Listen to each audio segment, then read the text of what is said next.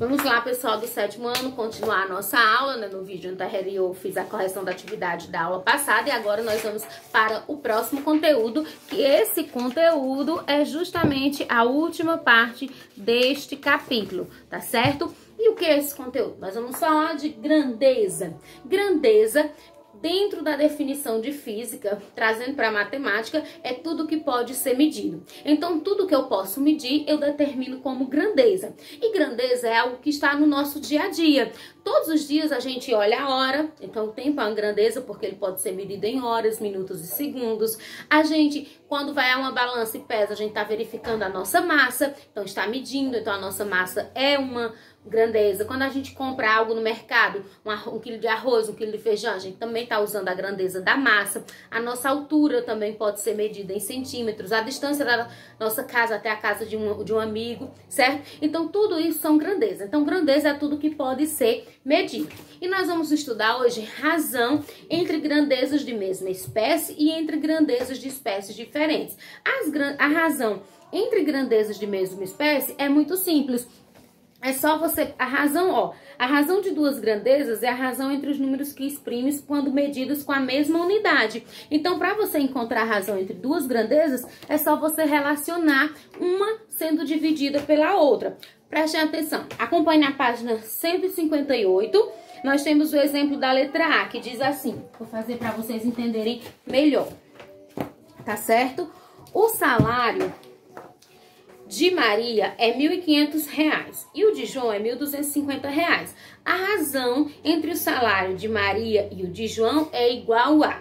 Então, é Maria, a razão entre o salário de Maria e de João. O salário de Maria é R$ 1.500 e o de João é R$ 1.250. Então, está aqui a razão, 1.500 para 1.250. A gente pode simplificar, ó, corta aqui, aí vai ficar 150 para 125. Posso dividir por 5, que vai dar 30 aqui, e aqui vai dar 25.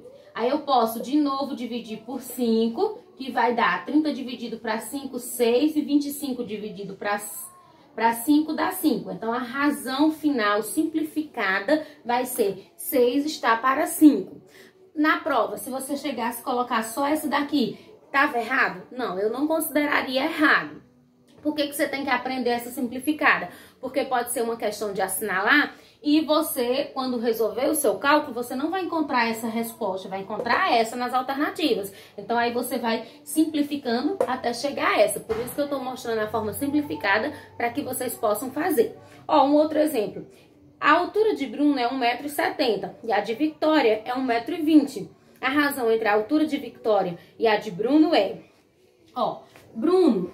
A razão entre Vitória e Bruno. Vitória é 1,2, 1,20 e Bruno é 1,70, não é isso? Vamos eliminar aqui, aí vai ficar 1,2 para 1,7. Eu vou transformar no número inteiro, porque às vezes as respostas vêm em número inteiro. E para isso eu multiplico por 10. 1,2 vezes 10 vai dar 12.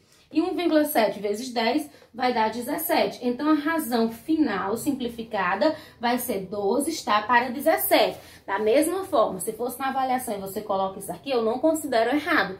Mas pode ser uma questão de marcar e como resposta você só encontra em números inteiros. Aí você vai lembrar que tá assim porque multiplicou. Aí você resolve e encontra o resultado correto.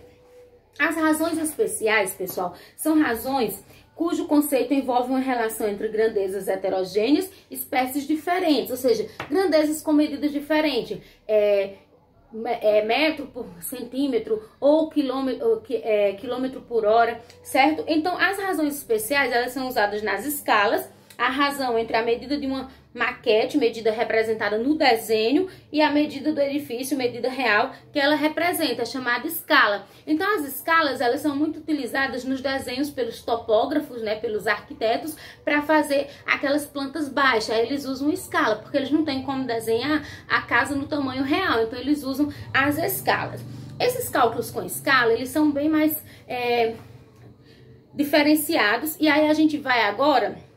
Eu não vou cobrar de vocês na atividade, nem vou cobrar na avaliação essa questão de cálculo com escala, certo? Mas vamos agora para a página 160, onde a gente vai falar de outras razões especiais. Então, lembrando, razões especiais são razões que vão relacionar grandezas com medidas diferentes. A primeira delas que a gente vai falar, dessas razões especiais, pessoal, é a velocidade média. A velocidade média, certo? Na velocidade média, o que é que a gente calcula? A pincel tá horrível. Na velocidade média, a gente vai calcular a distância percorrida pelo tempo gasto.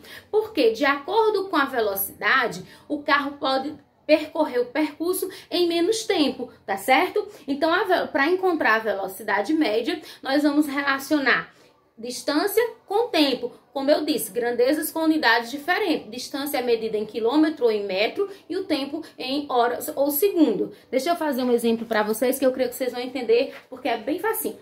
Então, ó, papai, tô na página 160, tá bom? Quem quiser acompanhar. Papai fez a viagem de Fortaleza a João Pessoa em 5 horas. Sabendo que a distância entre as duas cidades é de 1.000 quilômetros, calcule a velocidade média da viagem de papai. Então, você vai calcular assim, ó, a velocidade média vai ser igual a distância que ele percorreu foi 1.000 quilômetros. Perdão, pessoal, os pincéis estão meio complicados. Foi 1.000 quilômetros. Ai, não vou ter um pincel aqui, senhor. Peraí, então a distância que ele percorreu foi 1.000 quilômetros, tá certo? E o tempo que ele gastou foi 5 horas. Certo? Então, aqui, ó, em quilômetros, aqui em hora. Não é necessário você colocar as unidades de medida, eu tô colocando só para ajudar vocês. Então, 1.000 dividido para 5 vai dar exatamente 200 quilômetros por hora. Então, essa é a velocidade média da viagem desse pai, né? A outra razão especial que nós vamos falar agora é a densidade demográfica. A densidade demográfica é a razão entre o número de habitantes de uma região e a área dessa região. Essa razão normalmente é expressa em habitante por quilômetro quadrado. Ó, vamos para mais um exemplo. Em uma cidadezinha de Mato Grosso do Sul, chamada Piraputanga, vivem 8.000 pessoas. A região tem muitas fazendas e é formada por uma grande área de 1.000 quilômetros quadrados. Calcule a densidade demográfica dessa região. Então, a densidade demográfica, vou colocar só o D. Como a gente viu, ela é igual o número de habitantes, que no caso dessa cidade é 8.000, dividida pela área da região, que é 1.000 quilômetros quadrados. Elimino aqui, então a densidade vai ser igual a 8 habitantes vezes 8 habitantes por quilômetro quadrado, certo? Então, é esse o valor, 8 habitantes por quilômetros quadrados. Isso significa o quê? Significa que para cada quilômetro quadrado existem 8 habitantes. A outra razão especial é o consumo médio, que é a razão entre a distância percorrida e o volume em litros de combustível consumido. Vamos para mais um exemplo aqui do consumo médio. Vou colocar só o C aqui. Aí nós temos que, quando meu pai viajava para a nossa fazenda em Palmeiras, fazia revisão e abastecia o carro. O combustível tinha de ser suficiente para ir e voltar. Um dia havia apenas 25 litros de combustível e ele resolveu viajar sabendo que a distância de nossa casa até a fazenda era de 130 quilômetros.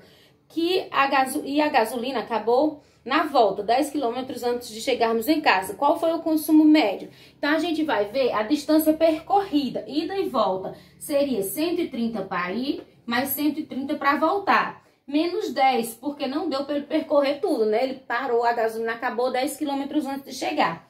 Então, aqui vai dar 260 menos 10, vai dar igual a 250, que é a distância percorrida, não é isso? Dividido pelo volume de combustível que o carro tinha, que era 25 litros. 250 dividido para 25 vai dar 10 quilômetros por litro. E o que é que isso significa? Significa que o consumo do carro foi de 10 quilômetros por litro, ou seja, a cada litro o carro percorreu 10 quilômetros. A outra escala especial é a renda per capita, que é a razão entre o produto interno bruto, PIB, e o número de habitantes de um país. Então, ó, no País das Maravilhas existem 100 habitantes e a arrecadação total desses países é de 50 mil. Qual é a renda per capita de lá? Então, ó, a renda per capita vai ser assim, vou botar só o R, vai ser o PIB, que no caso ele disse que o PIB é de 50 mil reais, dividido pelo número de habitantes, que ele diz que é 100 habitantes. Quando eu dividir aqui, vai ter uma renda per capita de 500 reais por habitante, tá certo? Então, vai ser 500 reais, vai ser a renda per capita de cada um. E significa que cada indivíduo tem mais ou menos esse ganho por ano, não é isso? Então, pessoal, são essas as razões especiais. Vocês têm os exemplos aí, e eu vou colocar agora bem rapidinho o conteúdo e as questões da atividade que eu quero que vocês façam, tá bom? Então, aqui bem rapidinho, o conteúdo, páginas e a atividade.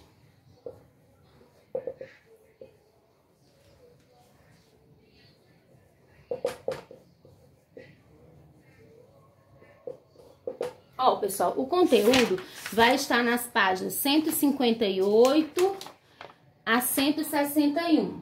158 a 161. E a atividade vai estar 162 e 163. E as questões são as seguintes: 14, 17, 18, 19, 20, 21 e 23, tá certo? Então, são só essas: 14, 17, 18, 19, 20, 21 e 23. Essas que eu não pedi é porque não precisa fazer, tá bom, pessoal? Assistam o vídeo com atenção, façam a atividade e mande pra mim, ou no grupo ou no aplicativo. Se não der certo, manda no meu PV, que não tem problema. O importante é que você mande. Estou disponível de 1 às 5 para tirar qualquer dúvida, tá certo? Tchau e um abraço.